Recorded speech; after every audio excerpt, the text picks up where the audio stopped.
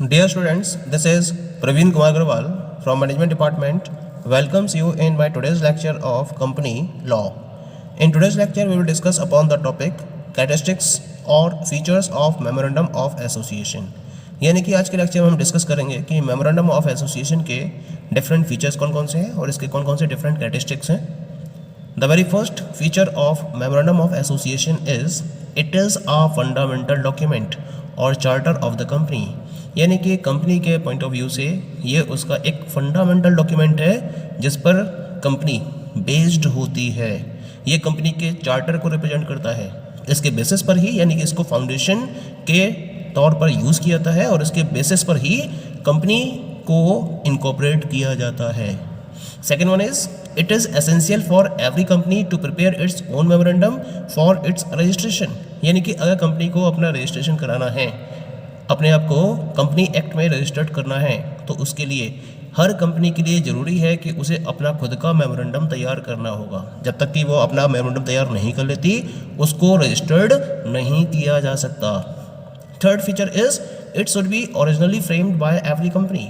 हर company के द्वारा इसको ओरिजिनल बेसिस पर फ्रेम किया जाना ज़रूरी है, चाहे वो प्राइवेट कंपनी है, चाहे वो पब्लिक कंपनी है, किसी भी टाइप की कंपनी क्यों ना हो, हर कंपनी को अपना memorandum of association original basis पर फ्रेम किया जाना ज़रूरी होता है. Fourth feature is it contains objects of the company along with other information. इस पर्टिकुलर मेमोरेंडम में कंपनी के ऑब्जेक्ट्स को क्लियर वे में डिफाइन किया जाता है और इसके साथ साथ अदर इंफॉर्मेशंस भी इस मेमोरेंडम में अवेलेबल होती हैं. Next feature is it lays down limitations on power of the company. सबसे इंपॉर्टेंट पॉइंट ये रहता है इसके अंदर कि जो मेमोरेंडम है कंपनी का, वो कंपनी के पावर की लिमिटेशंस को डिफाइन करता है कि उसकी पावर की लिमिट क्या है. उस लिमिट को मेमोरेंडम के बेसिस पर प्रॉपर्ली ले डाउन किया जाता है. Next feature is it contains fundamental conditions upon which a company is allowed to be incorporated. यानी कि यहाँ जब कंपनी अपने मेमोरेंडम को प्रिपेयर करती है तो उसमें उन फंडामेंटल कंडीशंस को डिफाइन करती है जिसके बेसिस पर कंपनी को इनकॉर्पोरेट किया जा रहा है. तो टोटल फंडामेंटल कंडीशंस को प्रॉपर्ली डिफाइन किया जाना जरूरी होता है जिसके बेसिस पर कंपनी को इनकॉर्पोरेट किया जा रहा है. Seventh feature is it contains names, signatures and other particulars of persons जिन्हें हम सब्सक्राइबर्स का नाम देते हैं who are desirous of framing a company and agree to become the first members of the company. यानी कि कंपनी के memorandum में उन पर्टिकुलर पर्सन्स जिनको सब्सक्राइबर्स का नाम दिया जाता है, क्योंकि जब कंपनी को स्टार्ट किया जाता है तो उसमें सब्सक्राइबर्स को प्रॉपर्ली डिफाइन किया जाना जरूरी है कि इस पर्टिकुलर कंपनी के रिगार्डिंग कौन कौन से सब्सक्राइबर्स हैं. तो इन पर्टिकुलर सब्सक्राइबर्स के कंप्लीट डिफरेंट टाइप की इंफॉर्मेशन इसमें राइट डाउन होती है, जैसे कि कौन कौन से सब्सक्राइबर्स हैं, उनके नेम, उनके सिग्नेचर्स और भी अदर पर्टिकुलर्स होते हैं जिसे मेमोरेंडम में डिफाइन किया जाना जरूरी होता है सब्सक्राइबर्स के रिलेशन में. सब्सक्राइबर्स का मतलब उन पर्टिकुलर पर्सन से है जो कंपनी को फॉर्म करने की इच्छा रखते हैं और कंपनी के सेटअप के बाद उसके फर्स्ट मेंबर बनने के लिए एग्री हैं. उन पर्टिकुलर पर्सन्स को हम कंपनी के सब्सक्राइबर्स के नाम से जानते हैं. तो उनके रिगार्डिंग भी डिफरेंट टाइप की इंफॉर्मेशन मेमोरेंडम में प्रोवाइडेड होती है. Next of the feature of memorandum is on registration of memorandum the company is deemed to have been registered. यानी कि एक बार जब कंपनी का मेमोरेंडम रजिस्टर्ड हो जाता है तो रजिस्ट्रेशन के बाद ये मान लिया जाता है कि कंपनी भी रजिस्टर्ड हो गई है. लेकिन सबसे पहले कंपनी के मेमोरेंडम का रजिस्ट्रेशन होना that is too much compulsory. Okay, next one is on registration the memorandum becomes a public document which can be inspected by any person. यानी कि एक बार जब कंपनी का जो मेमोरेंडम है वो रजिस्टर्ड हो जाता है तो रजिस्ट्रेशन के बाद ये जो मेमोरेंडम है ये एक पब्लिक डॉक्यूमेंट बन जाता है जिसको किसी भी पर्टिकुलर पर्सन के द्वारा इंस्पेक्ट किया जा सकता है. क्योंकि पब्लिक डॉक्यूमेंट है तो पब्लिक में से कोई भी पर्टिकुलर पर्सन कंपनी के मेमोरेंडम को इंस्पेक्ट कर सकता है. Next one is the on registration it is binding on the company and its members. यानी कि एक बार रजिस्ट्रेशन हो जाता है तो रजिस्ट्रेशन के बाद जितने भी कंपनी के मेंबर्स हैं या कंपनी खुद इससे बाइंड हो जाती है और इसके अकॉर्डिंग जो भी फंडामेंटल कंडीशंस को डिफाइन किया गया है उसी को फॉलो करते हुए बिजनेस को ट्रांजैक्ट किया जाता है by the company and bye its members. Next feature is its purpose is to enable shareholders, creditors and those who deal with the company to know about its permitted range of activities। इसके साथ साथ memorandum का एक main benefit क्या रहता है कि जो भी इसके शेयर होल्डर्स हैं या क्रेडिटर्स हैं या फिर जो कंपनी के साथ में डील करते हैं उन्हें ये पता चल जाता है कि कंपनी की परमिटेड रेंज ऑफ एक्टिविटीज़ क्या है, इसकी वर्किंग बाउंड्रीज क्या है। इन वर्किंग बाउंड्रीज और परमिटेड रेंज ऑफ एक्टिविटीज़ के बारे में प्रॉपर इंफॉर्मेशन अवेलेबल हो जाती है to the shareholders, creditors and other persons who deal with the company with the help of the memorandum of association of the company। And the last feature is memorandum of a company is alterable and re-altered by means of a special resolution। Company में special resolution को पास करने के बाद या special resolution के basis पर memorandum के किसी भी प्रोविजन में ऑल्ट्रेशन किया जा सकता है या इसको री-ऑल्टर्ड भी किया जा सकता है। Okay, so these are the different features of memorandum of association। Now we come to the next topic of memorandum of association। This is importance of memorandum of association। Whenever we are talking about the MOA then it is a very significant and vital document। बहुत जरूरी document है क्योंकि बिना memorandum of association के company को registered नहीं किया जा सकता। इसी वजह से ये सबसे इंपॉर्टेंट डॉक्यूमेंट होता है कंपनी के इनकॉर्पोरेशन के पॉइंट ऑफ व्यू से। ये कंपनी के पॉइंट ऑफ व्यू से तो इम्पॉर्टेंट है ही है, लेकिन इसके साथ साथ इसकी इंपॉर्टेंस इसके शेयर होल्डर्स के लिए भी है, इसके क्रेडिटर्स के लिए भी है और उन सारी पार्टीज़ के लिए है जो कंपनी के साथ में डीलिंग में इन्वॉल्व है। तो इन पॉइंट्स को ध्यान में रखते हुए हम मेमोरेंडम के कुछ पर्टिकुलर पॉइंट्स के बेसिस पर इसकी इंपॉर्टेंस को डिफाइन कर सकते हैं। The very first point is basis for the company. When we are talking about the MOA then it is a basis of the company। ये कंपनी के लिए एक बेसिस की तरह काम करता है, एक बेस की तरह काम करता है, क्योंकि एक कंपनी को हम बिना MOA के रजिस्टर्ड नहीं कर सकते। ये कंपल्सरी डॉक्यूमेंट है जो कंपनी के रजिस्ट्रेशन के लिए हाईली रिक्वायर्ड होता है। बिना मेमोरेंडम के किसी भी कंपनी को कंपनी एक्ट में रजिस्टर्ड नहीं किया जा सकता। ये वो फाउंडेशन होती है जिसके ऊपर कंपनी का कंप्लीट स्ट्रक्चर डिपेंडेंट होता है। इस वजह से हम इसे कंपनी के बेसिस के नाम से जानते हैं। This is the first importance. Second importance is determines the scope of company. Company के स्कोप को डिटरमाइन करने के लिए हम मेमोरेंडम ऑफ एसोसिएशन का यूज़ करते हैं, क्योंकि मेमोरेंडम ऑफ एसोसिएशन में उन पर्टिकुलर एक्टिविटीज़ को डिफाइन किया जाता है जिसके बियॉन्ड कंपनी नहीं जा सकती। यानी कि ये वो एक्टिविटीज होती हैं जिनको फोकस करते हुए बिजनेस ऑपरेशंस को रन किया जाएगा।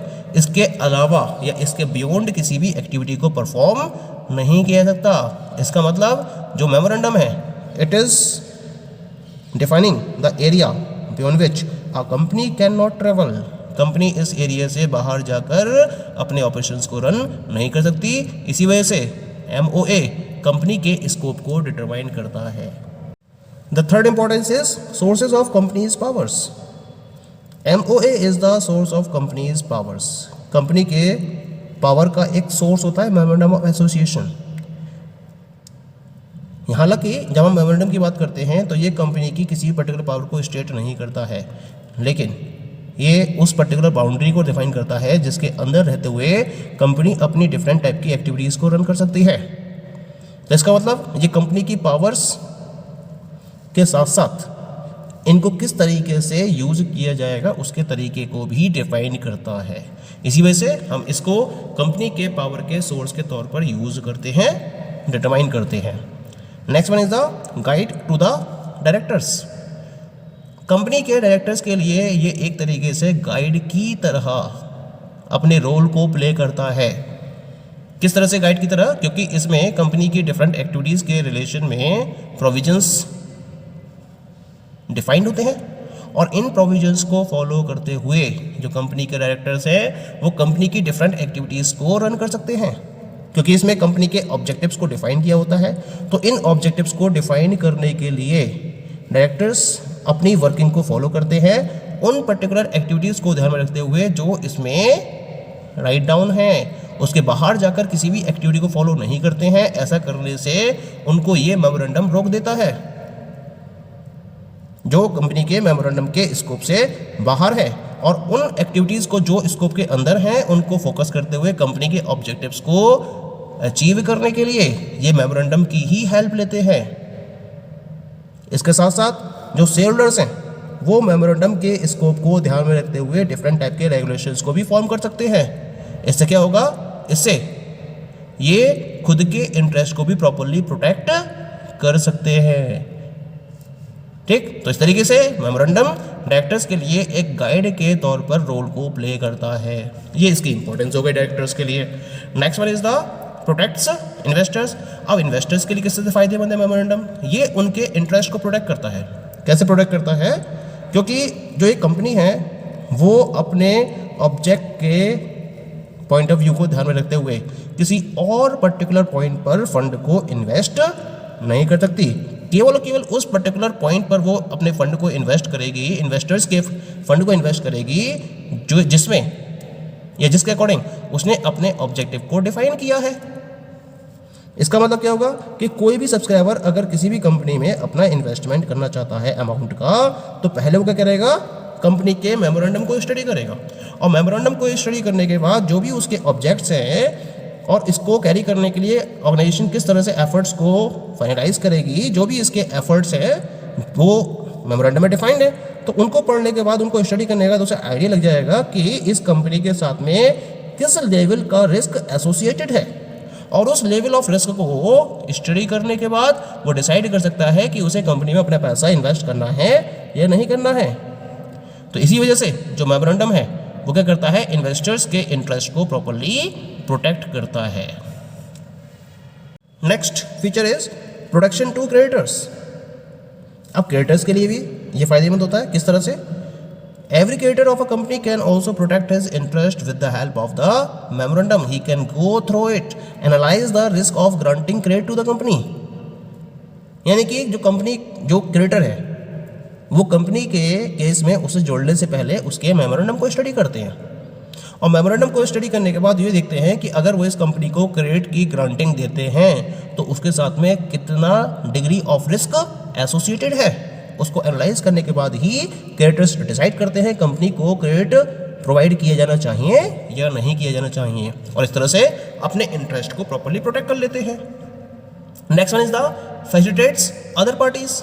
जिस तरह से इन्वेस्टर्स के इंटरेस्ट को प्रोटेक्ट कर रहा है, क्रेडिटर्स के इंटरेस्ट को प्रोटेक्ट कर रहा है, इसी तरीके से और भी अदर पार्टीज जो कंपनी के साथ में डील करने में इंटरेस्टेड हैं या डील करना चाहती हैं, उनके इंटरेस्ट को भी ये प्रॉपर्ली प्रोटेक्ट करता है।